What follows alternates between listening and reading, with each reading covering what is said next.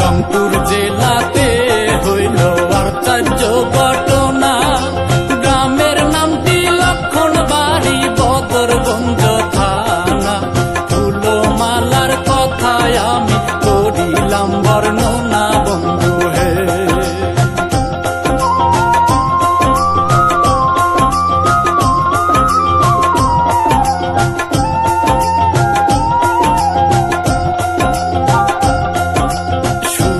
বাবু নামে লোকটি বড়ই মান্য